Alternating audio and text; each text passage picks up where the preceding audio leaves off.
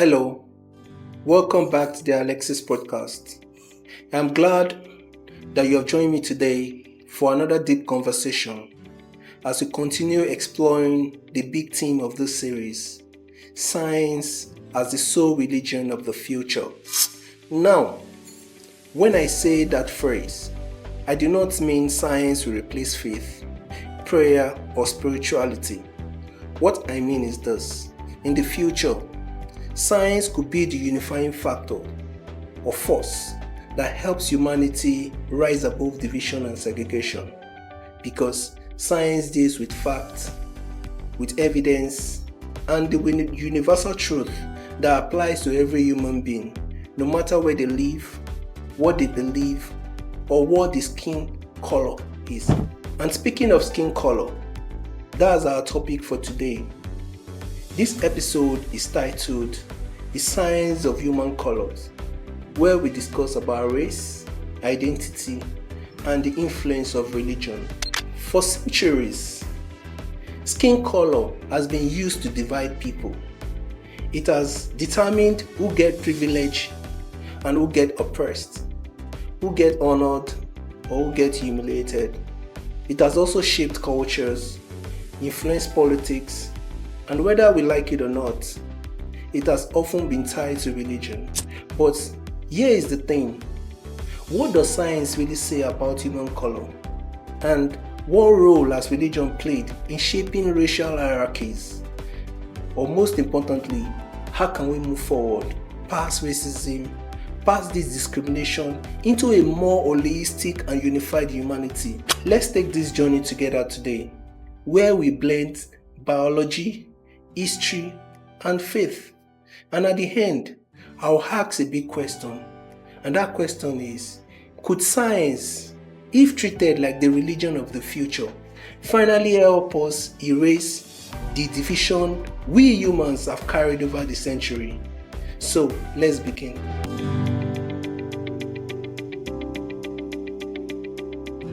In the last few episodes, we have explored how science offers universal principles that could guide humanity forward. Principles that don't depend on culture, creed, or class. And if there's one subject where we need this clarity the more, it is race. Race continues to divide people, even in this 21st century. Discrimination still exists, in workplaces, in schools, and communities. Sometimes it is open, other times it is hidden in the structures of the society. But before we go too far into the social side, let's ground ourselves in what science actually tells us about human color. Because if science is to be our future compass, then this is where we must start.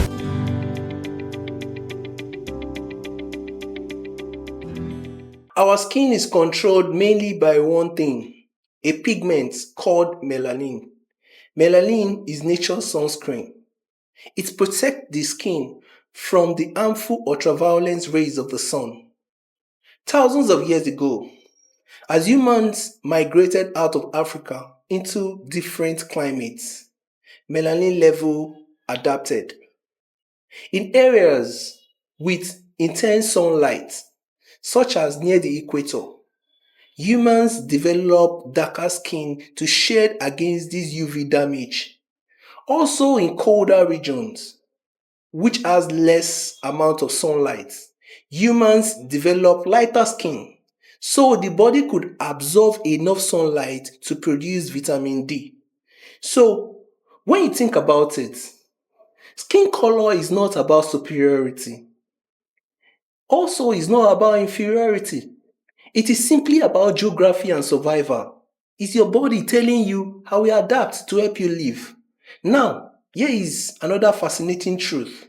Science has proven that race has no biological foundation. Race is an illusion because all humans share more than 99.9% of their DNA. That means a person from Africa and a person from Europe are genetically speaking almost identical. In fact, there's often more genetic diversity within one racial group than between two different groups. Now, think about this for a second. Think about the way we treat each other, sometimes with hatred, suspicion, or even violence. And all of this is based on less than 1% of our differences. That is like looking at two books that are 99.9% the same, but deciding that they are completely different because of the color of the cover. So, science is clear. We are all one human family. Race is not a biological truth because race is a social invention.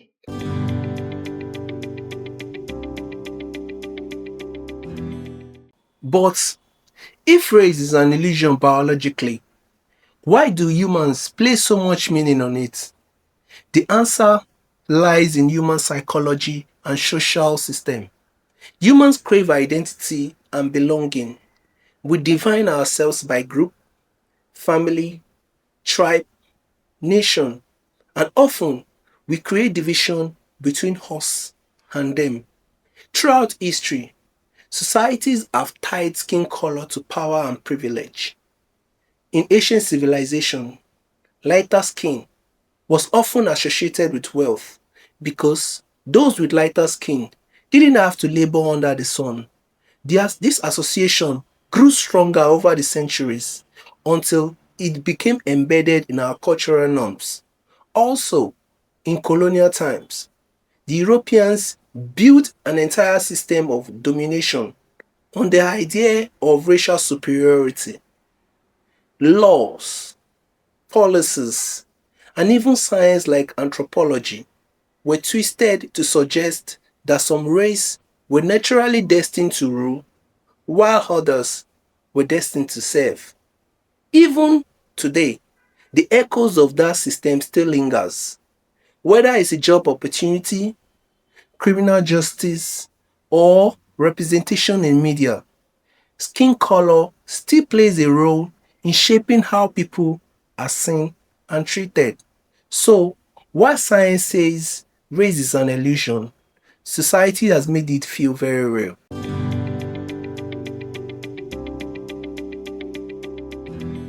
Now, let's talk about religion. Religion has played a double role in the story of race. On one side, religion has been used to justify discrimination. For example, in history, some Christian groups misinterpreted the story of Noah's son, Ham, to claim that black people were caused to be servants. That twisted interpretation was used to justify slavery for centuries by the Europeans. Also, in India, the caste system, though rooted in social and economic realities, were reinforced by religious ideas, often linking lighter skin to purity and darker skin to lower status. Even in modern times, religious leaders have sometimes reinforced the idea that God favors one group over another, creating spiritual wars that separate people. But, yeah, on the other side of the story, religion has also been a powerful force for justice. The abolitionist movement that fought against slavery in the 18th and 19th century were driven by deep religious convictions. Many who risked their lives to free enslaved people believe they were carrying out God's will. Also in the 20th centuries, figures like Martin Luther King used Christian teachings to demand civil rights and racial equality. In South Africa, leaders like Desmond Tutu drew on faith to challenge apartheid. And in Latin America, the liberation theology gave hope to millions living under oppression. So, religion can be both a weapon of division and a tool of liberation, and that depends solely on how people choose to interpret it.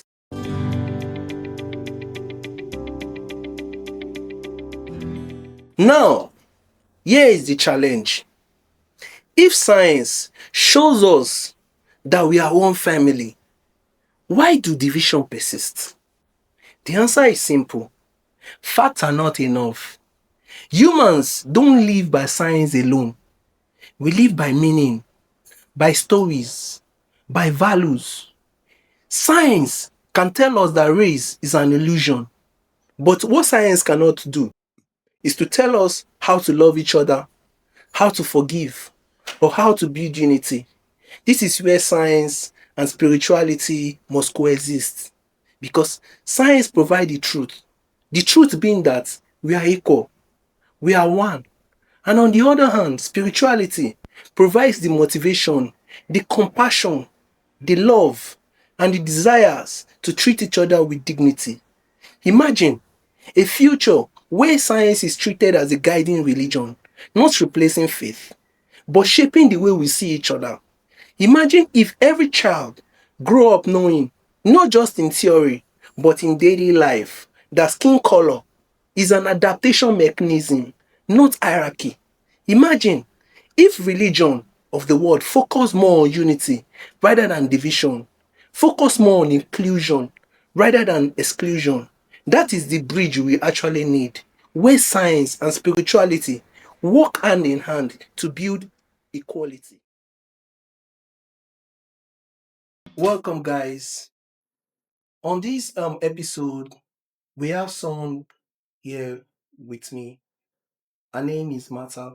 She's beautiful, delectable, and she's also a media personality expert. So, guys, she's going to buttress more points on the topic for today, which is the science of human color. Where you have adequate medical care, spirituality is less informative there. Africa is just one part of the global population. In Africa, we associate most of things that we can't explain to spirituality. You will hardly hear overseas of spiritual issues and the rest when they are in the hospital. Like, I am not seeing like a surgeon going for and praying and all those things for success because he has already learned the skills already. He doesn't bring in spirituality into medical research or operation. Guys, super excited to be here. Hi, Alex. Yeah, hi. So, it's been like a very interesting podcast. I mean, like I've been backstage listening to everything, and I have a lot of questions. Before we came on air, like we Okay. had conversations concerning a couple of things, Right. and me, I already said I was going to ask you the questions. No I was going problem. to ask you, and I'm like, I don't even know. Maybe this is why we're suffering in Nigeria because definitely has to be from that lineage. So you mentioned something that really caught my attention Okay. because I'm someone who likes to read and explore. And I like to, expand my brain. And if I'm not having fun and I'm not working, one thing I like to do is to surf the internet and read. I like history a lot. She mentioned the story of, was it Ham? Yeah. And you said something about, something happened in their house. And that's why they're now seeing the black people, as slave or something. I cannot really, pinpoint the particular thing that you said. But I really like that you expatiate on it and like you talk about it, just to help me. And people that are like me that don't really understand. I've never heard the story because this is like the very first time that I've heard that story from anybody. So I'd like you to just tell me, summarize it in any way you can. Okay.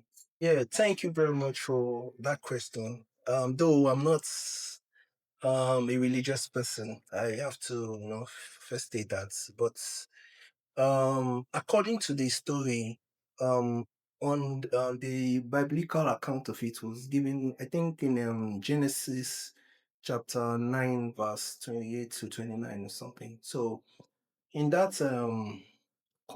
context, um it was, I think Noah was was associated with the flood, after God wiped the earth using flood. So I think after that episode passed, at some point Noah got drunk or something, so he was naked. And Noah, according to the story, had three children. One of them is Ham. So I think when he was drunk, he was naked simultaneously at that time. So when he got naked, um, his other two children, excluding Ham, covered him, but Ham didn't. Ham laughed at him, so he now placed a curse on Ham and also his son, which is Canaan, I think so. So, and these two people have been interpreted as the descendants of Africa. So I think I did not give a proper justification to it in the 15th and the 16th century. It was when that misinterpretation rised and grew into prominence, and therefore we now that was what led to the colonization of Africa by the European. That's the justification that they gave, that African was meant to be enslaved, that only the whites are meant to be ruled, that are meant to rule, or something like that. So I think that misinterpretation was was what actually, brought slavery to this part of the world where we stay. Do you understand?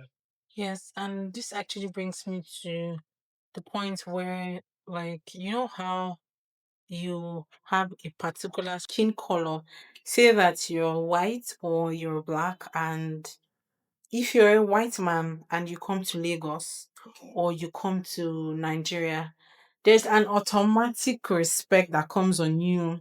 You get automatic favors. People just want to like help you, like, good morning, sir. How are you, sir? Oibo, Oibo. And you get, and I'm like, wait, we're in Nigeria. Oh. Like, this is a black man's land.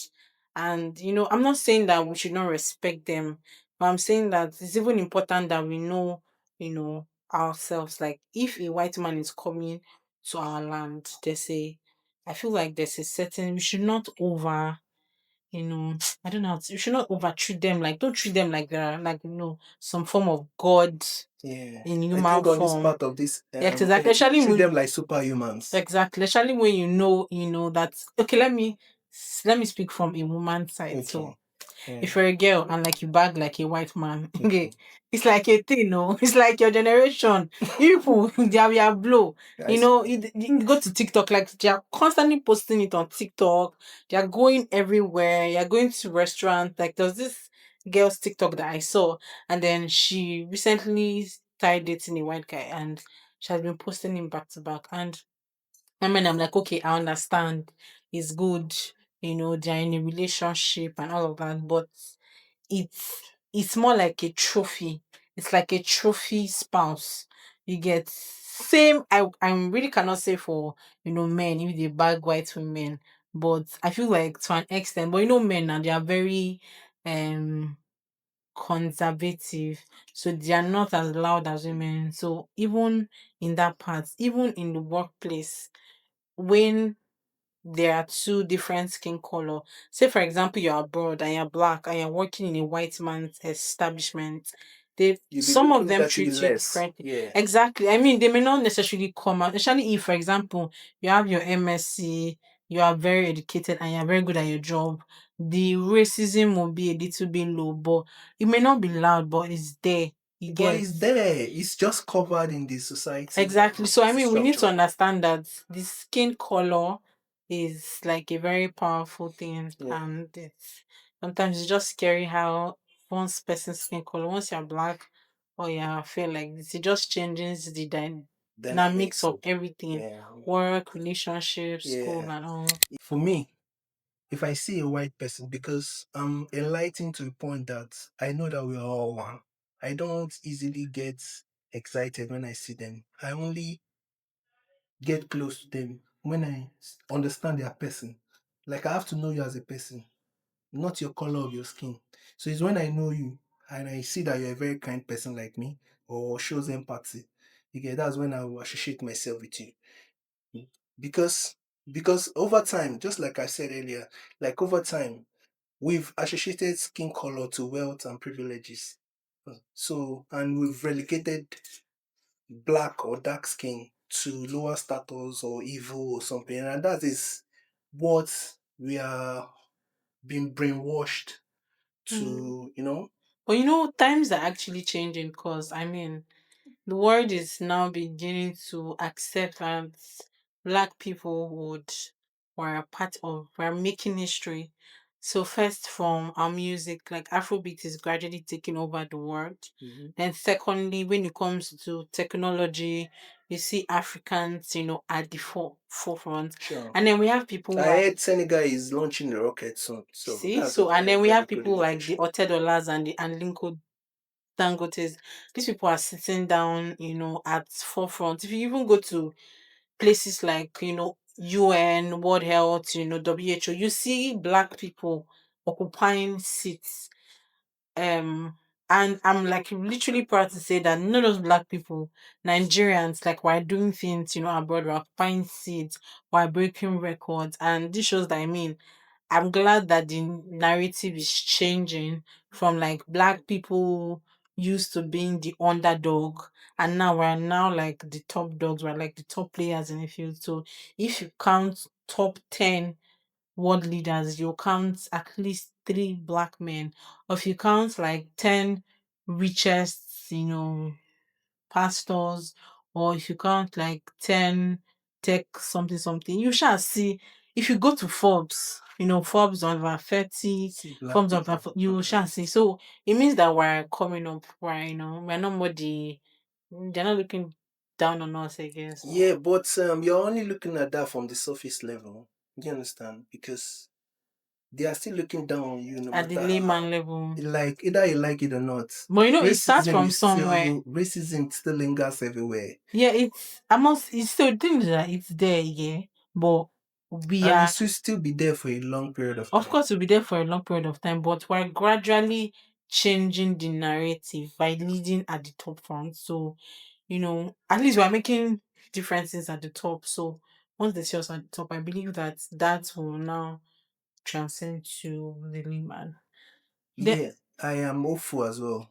so I want to talk about another thing, science, religion and no, sorry, science and Spirituality. spirituality, and also like where do we call the line and say, okay, this one is no more science or this one is spirituality, because there are a lot of things. Okay, for example, when go to the hospital, some medical practitioners will say, I cannot explain this medical situation.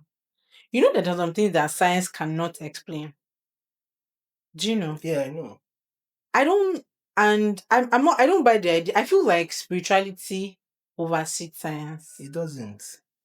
I know that you want to say that they can coexist, but It, they it, cannot coexist. So where science stops is where spirituality take over. Now let me explain. okay. There are some medical conditions that when you go to the hospital or you speak to some medical, they tell you that this person's medical condition, I'm not seeing anything. Have you ever had a situation? Now, this is a personal experience. Somebody is sick. We have tested. We have gone to the hospital. We have gone to the doctor. We have done all the tests in the world. Now, medically, there's nothing wrong with the person. But physically, like this, like you are seeing that this person is sick. This person is down. So how do you now, explain that kind of situation? In that situation, I would say that where science knows has stopped. Now is spirituality But that has there's taken something over. I want to let me first enlighten you a little. On you what you're talking about, Africa is just one part of the global population. Do you Okay. understand? So we should not conform to the norm that we see here. We should always globalize our view. Okay, so you're saying that spiritual things don't happen abroad? That's what I'm trying to tell you. Where you have adequate medical care, spirituality is less informative there. They No. don't use, no, let me explain why. Because the reason why I say that is in Africa, we associate most of things that we can't explain to spirituality. Mm. Do you understand? If you can't explain anything, you just say, okay, it's spiritual. It's not like that. Do you understand? In countries that are advanced, like the Europeans, the Chinese, and Americans and the rest, they don't talk about spirituality the way we talk about it. When they don't have explanation for something, it's good. As humans, we are not supposed to have explanation for everything. It's normal. If we see it as that, we are okay. Because the way our human capacity, our brains have a limited capacity. You get, and once we overload it with so much misinformation, we don't actually know which one is right and which one is wrong anymore. You get, so, but over there, they have records. They can treat you now and keep your records. You get, so that they're keeping your records not because they want to treat you again, because someone else that is coming that has the same symptoms that you have. You get, once they see the person, they actually know, okay, this is the medical procedure we use for this other person. So then you will hardly hear overseas of spiritual issues and the rest when they are in the hospital. Like when a like you let's make for example a surgeon going to going for a surgery now in like in advanced country. I am not seeing like a surgeon going for and praying and all those things for successful, because he has already learned the skills already, the scientific skills on how to treat people and operate cut people, and that's the scientific skill that he has acquired over time. And the only way he can use it is either enhance his knowledge, practical knowledge of treating real human beings, you get, or reading books to enhance his knowledge. He doesn't bring in spirituality into medical research or operations or Okay. something. I have two You questions to understand? ask you. Now, if you are able to answer these two questions perfectly, Mhm. you have answered the question of spirituality and science. Okay. Now, the woman's body, like the birth process and everything. Do you feel like do you feel like it's something mind blowing? How a child is being The formed. anatomy of a woman. Yes, do you feel like it's mind blowing, or It's even not. a human body? Let's just say a human body. Okay, so I have a POV that you know spirituality and science, cannot necessarily coexist. Okay. One has to bend down for one supersedes The other. one. And in my own opinion, I think spirituality supersedes, science. And now this is where I'm coming from.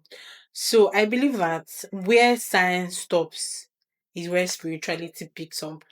It's how you're saying that there's a proverb that says that, where an African adage that says that, what the parent can see, looking down, even if the child climbs the tree, you will not see it. Where, let me speak pidgin. Now, where science sense stop, now for where spirituality sense they start. So, like, when we have issues in life, maybe sickness, or there's some situations that will happen that you cannot just explain it scientifically. There's no factual meaning, there's no reasonable sense to explain what is going on.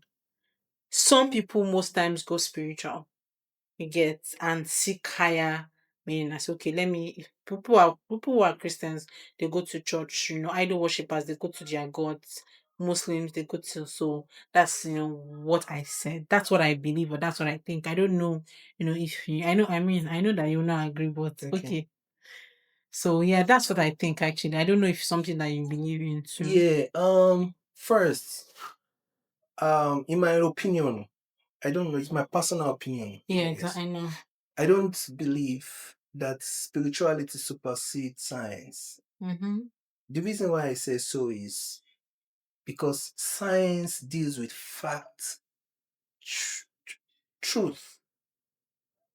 It's not just truth, universally acceptable truth, irrespective of where you are, what color of skin that you have. Science facts will always prove to be the truth. On the other hand, spirituality does not guarantee truth. You can be spiritual and not be truthful, or whatever you are saying is not the truth. Do you understand?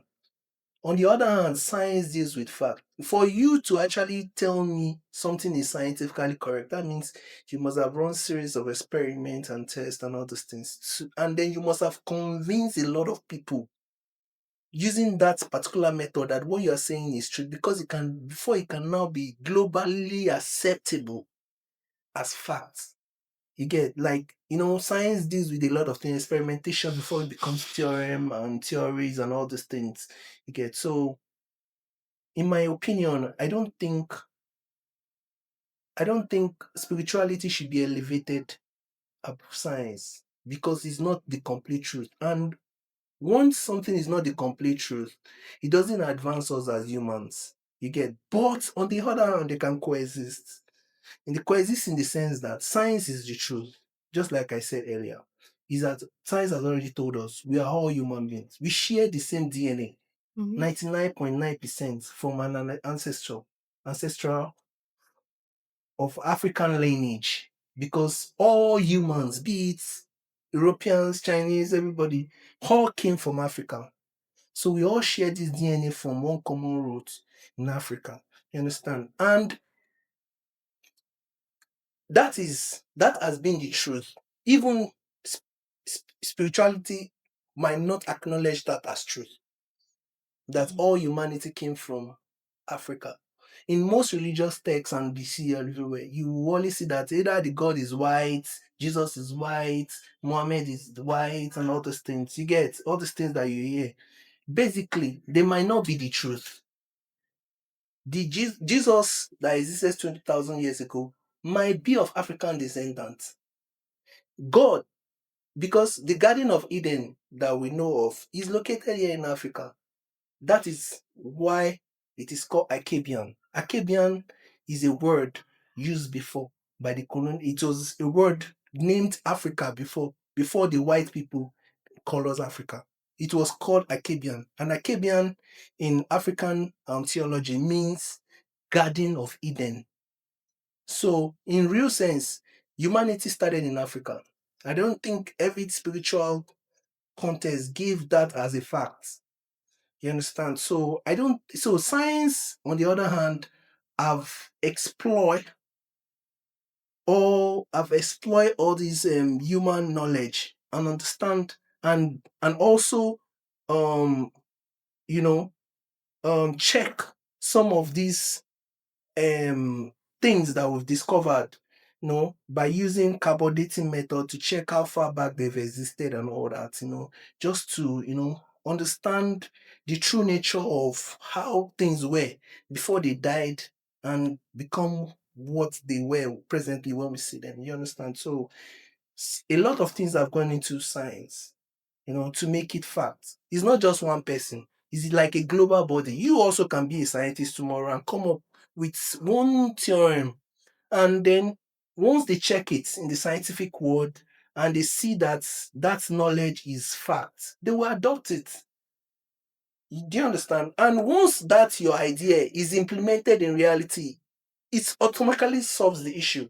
Have you not seen the white people? We don't have these thing disasters on this part of this world that we are, but we have over there. You understand? With the limited resources they have, they are still able to proactively counter those natural disasters. If they believe in spirituality, do you think that will help them to solve it? Because most of the disasters we are seeing there, if they actually happen here, all we'll be crying is religion, religion, religion, and it will not solve anything. It will not solve any problem. Religion cannot solve political problem, cannot solve any problem. But science can. Science can teach you how to coexist, how to live. But science cannot teach you how to love, how to show empathy, how to show kindness. It is where spirituality comes in. And that is why both of them have to coexist so that we can mitigate inequality in our society. Anyways, like I still have many things to say, but that will be on our next episode Okay. because I believe that the next episode is going to be very interesting. Okay. So if you're watching this one, I need you to watch the next one because we have so much in store for you, like so much in store for us. So please follow us on social media at Alexis Podcast. Yeah, All right. and Thank you very you're much. welcome. Thank you, beautiful Mata, for these beautiful insights on today's topic. As we close today's episode, let us remind ourselves of a key truth. Skin color is not a sign of superiority, it's simply an adaptation to the sun. Likewise, race is not biological, it's a social construct created by humans. Religion has at times fuel racial discrimination, but it has also inspired movements of freedom and equality. Science gives us the facts, but the real question is, will humanity choose to live by them? So, I leave you with these thoughts. Do you believe that a future built on science as the sole religion could finally eliminate racism? Or do you think humans will always find a way to create division no matter what? Think about it. Share your thoughts with me. And most importantly, carry this truth with you. We are far more alike than we are different. Thank you for listening to Alexis podcast. Until next time, stay curious, stay thoughtful, and never stop questioning. If today is your first time of watching the video, kindly like, share, and turn on post notification so that you can get a first hand notification when we drop new episode.